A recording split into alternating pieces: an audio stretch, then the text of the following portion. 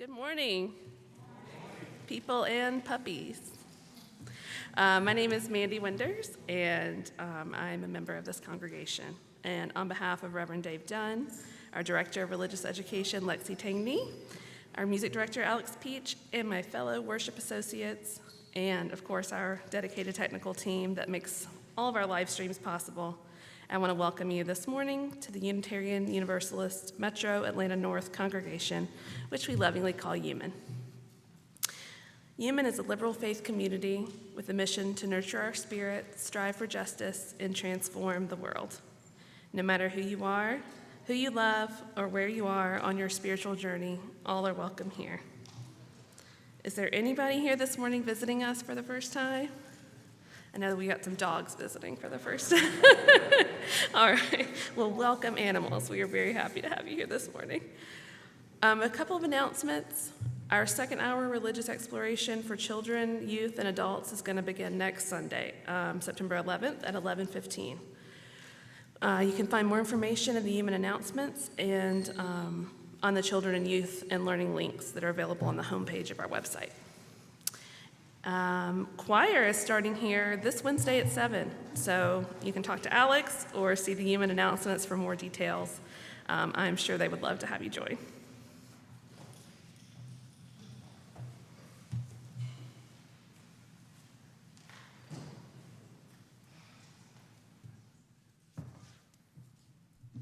Good morning.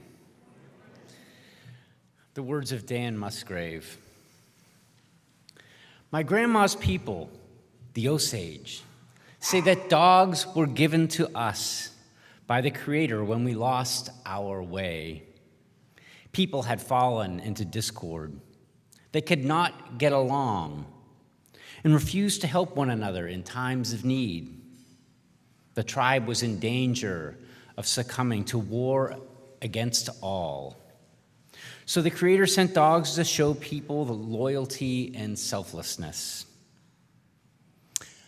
Good morning once again, and welcome to our annual Blessing of the Animals service. Now let us light our chalice together.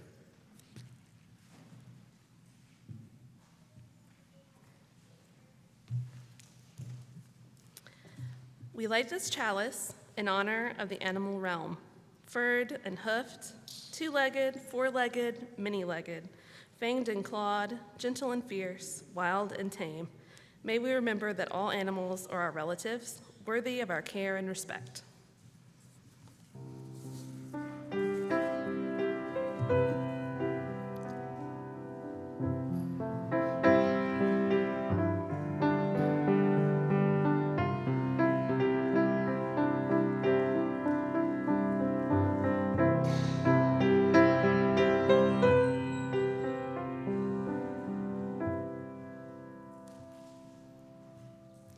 Now is the time of the service when the love that binds us together is spoken aloud. If you're so moved, please feel free to come forward, drop a pebble in the bowl, and while wearing your mask, please express a joy or sorrow that you may have. For those attending via live stream, if you have a joy or sorrow that you would like to share this morning, you can type it into the chat.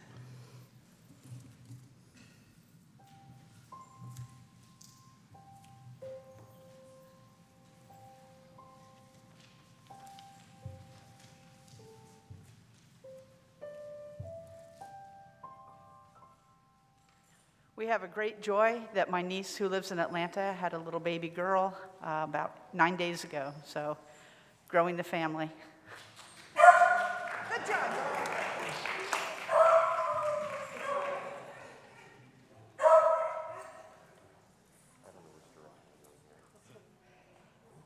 I don't know, we just...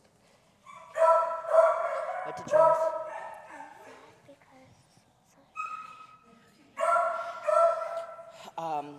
We have a great sorrow. As I'm sure many know, Lee Thamick passed away on Friday. Melody wanted to share because she is very close to his girls, Anna and Ollie. So if you could just keep them and Lindsay, his wife, in your prayers and thoughts. Okay, put it in the bowl of water, baby.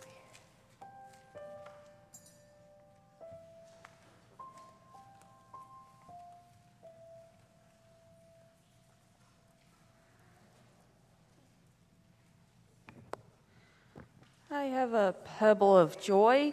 One of my 3 cats is approximately 18 years old now. I had her ever since she was 2 years old, and she's still going strong. I have 3 cats and a dog at home, but they couldn't make it because, for one thing, my dog thinks he's 10 feet tall and bulletproof, even though he's all bark and no bite. I figured, why have him cause a scene? And one of my cats is very skittish. He lives up to the term scaredy cat. One of my other cats will probably be bouncing off the walls if I were to bring him here. And my oldest cat, the one that's 18 years old, just wants to kick back and rest. But they're all doing well, and I'm very proud of them. And I'm very proud to be their mother.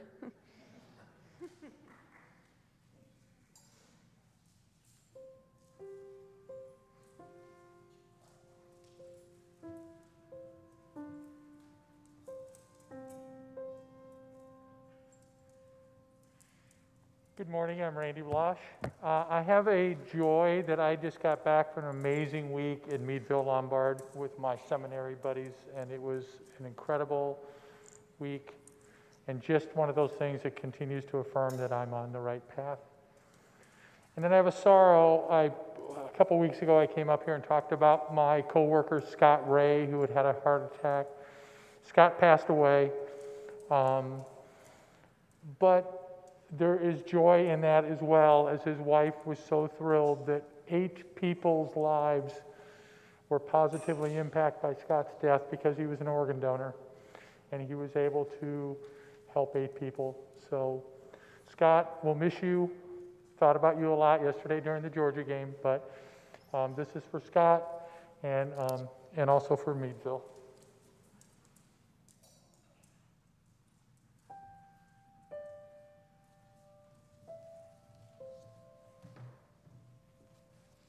And I'll drop one final pebble for all the joys and sorrows still too tender to escape the folds of our heart.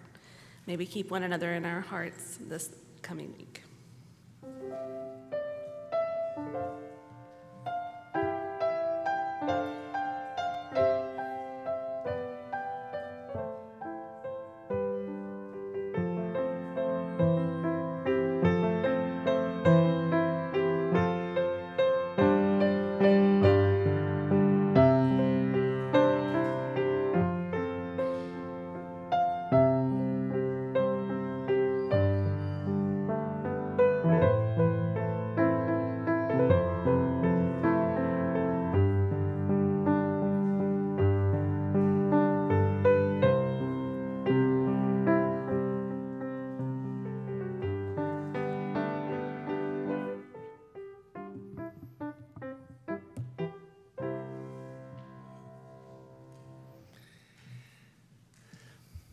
Back when the world was young, humans and animals could speak to one another. At first, they lived in peace. All was well. The humans hunted only when necessary, just for food and for clothing. But then humans discovered the bow and the arrow, and they began to kill many animals with great ease. Not out of necessity. The animals began to worry, are we going to be exterminated? All the animals met in councils. First they met, all animals of their own species met together. For example, when the bears met, the head bear said, we need to fight back. So they made their own bow and arrow, but when they tried to shoot it, their claws got in the way and they couldn't shoot it. Then one bear volunteered and said, I'm willing to remove my claws to see if I can learn how to shoot the bow and arrow. And they removed the bear's claws, and he could shoot the bow and arrow with great accuracy. The bears were kind of overjoyed. Still, it's a test case. So it was decided that the bear would go up in a tree so he could see the humans coming from afar, so he could get them before they could be seen. So the bear went over to a tree and found out he couldn't climb up the tree because his claws were removed. So the bears were dejected because that plan had to be abandoned. And this was representative of many of the different species of animals that met on their own. They were, in their efforts to try to be like people, to combat people with their bow and arrow, they had to end up giving up part of themselves, a part that was necessary for their own livelihood. The deer met, and Awe Usti, little deer, the leader of the deer, she said, we cannot stop. We cannot stop them from hunting us, but we know that what they are doing is not right. They should only take an animal out of necessity for food and clothing. Well, I will go tell the hunters, she said, 3 things that they must do if they wish to hunt animals. 1, they must prepare a ceremonial ritual prior to hunting an animal, a ceremony. 2, they must respect the spirit of the animal. And 3, they must ask forgiveness afterwards. So one night, when all the hunters were asleep, Awe Usti, the little deer, she went to each hunter and whispered these 3 requirements into their ears. The next morning, the hunters woke up. Each hunter individually thought that they had had some vivid dream about hunting and the requirements. But when they talked to one another, they realized that it was not a dream, but it was a special message. And most of the hunters began doing as Awe Usti said. Some hunters, though, paid no attention. They continued to hunt and kill for no reason. Awe Usti visited those hunters, and using her magical powers, they were struck with arthritis, a bad arthritis, where once they awakened, they found that they couldn't walk too well. And when they tried to pull the bow and arrow, they didn't have the strength needed to be able to shoot effectively. And they were rendered non-effective hunters. Before long, these hunters learned their lesson, however, and they learned to treat animals with respect. And for that reason, animals have survived to this day. Even though animals and people can no longer speak to one another in a common language, because of Awe Usti, the little deer, the people to this day show respect and give thanks to the animals that they must hunt.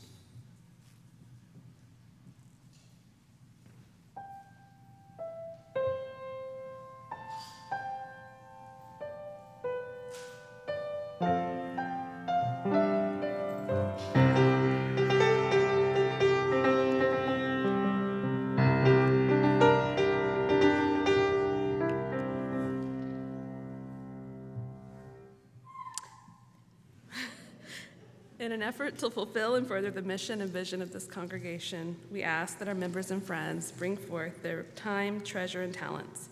With this, we will now take the offering. You may also give using the Givelify app.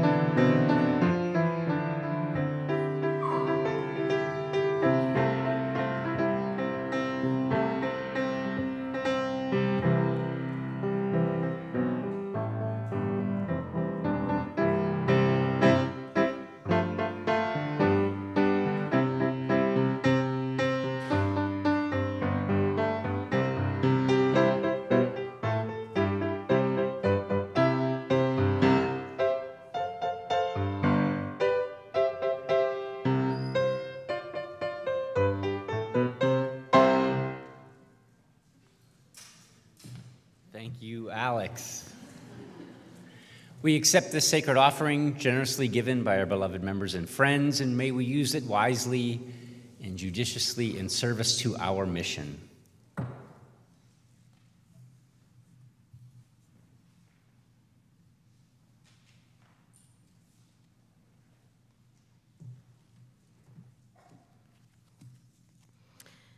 And now a poem entitled Better Angels by Eric Nelson. A poem about chickens, adrift, unpinned, their lost feathers settle at my feet. Heads cocked and clucking, the chickens follow me, listening to my prayers, which are plans for the garden, fig trees, blueberries, a bridge across a pond crackling with flame-bright fish. I can't abide angels, overrated guardians of no one. I believe in these earthly murmurers patrolling my yard in plain attire, keeping their wings to themselves, flying only in emergencies, gracelessly and close to the ground where emergencies occur.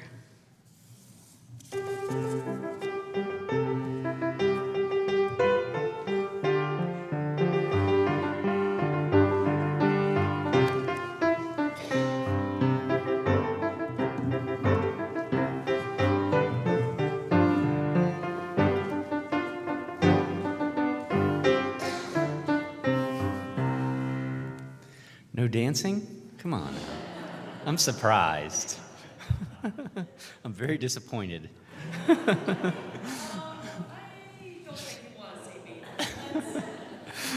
Okay.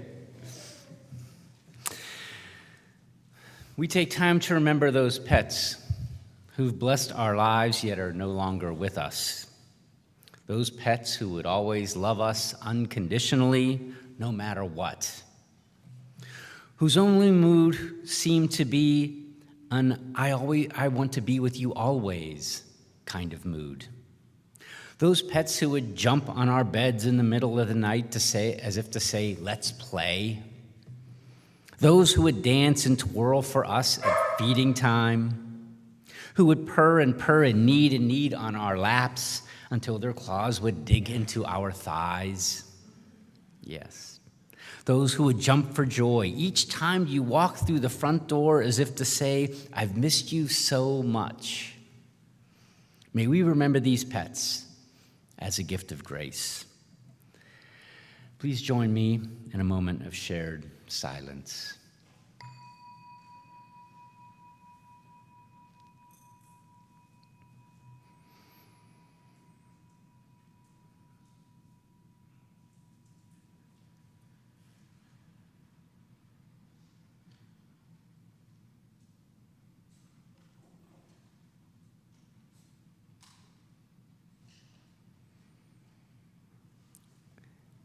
Amen.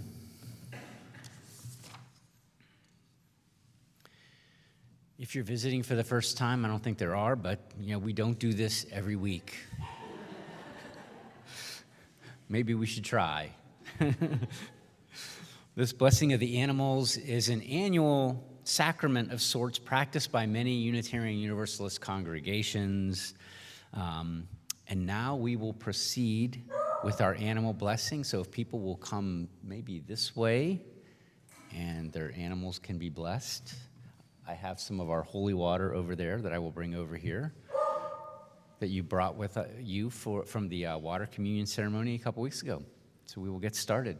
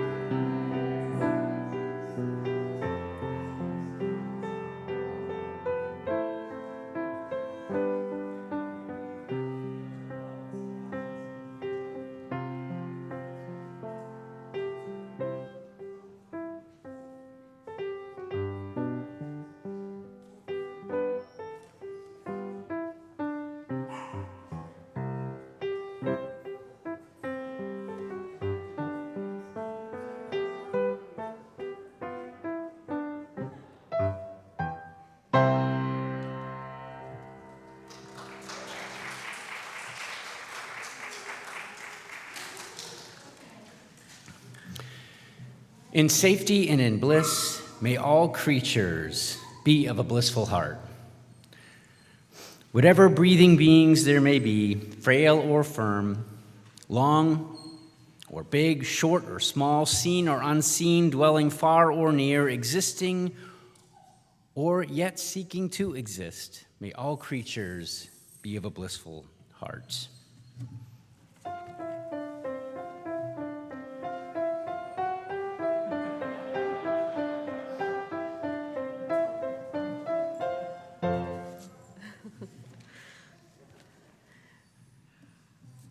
This poem is called Birdfoot's Grandpa by Joseph Bruchac. The old man must have stopped our car 24 times to climb out and gather into his hands the small toads blinded by our lights and leaping like live drops of rain. The rain was falling, a mist about his white hair, and I kept saying, "You can't save them all. Accept it. Get back in. We've got places to go." But leathery hands full of wet brown life, knee-deep in the summer roadside grass, he just smiled and said, "They have places to go to." And now let us extinguish our chalice.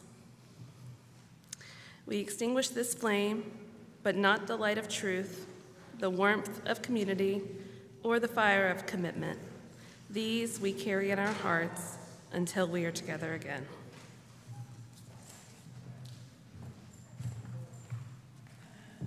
Taylor Caldwell writes, "Animals do not betray.